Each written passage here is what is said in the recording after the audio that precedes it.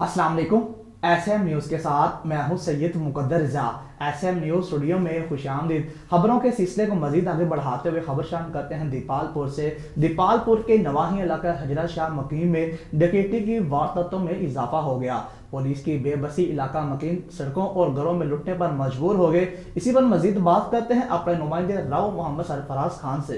हाँ जी बिल्कुल। दीपालपुर नवाही इलाका हुजरा शाह मुकीम में पुलिस स्टेशन के करीब नागा नसार चौक में नामालूम मुसल्लह डाकू ने साजिद अली नामी शहरी से 15,000 रुपये, मोबाइल फ़ोन और ज़रूरी कागजात छीन कर फरार हो गए।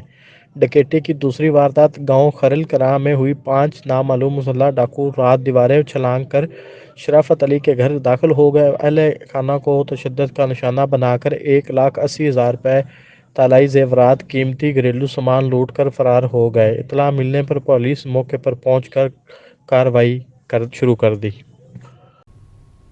बहुत शुक्रिया सरफराज तफसीलात से आगाह करने के लिए। अब तक के लिए इतना ही। मजीद खबरों के लिए देखते रहिए एस एम न्यूज़।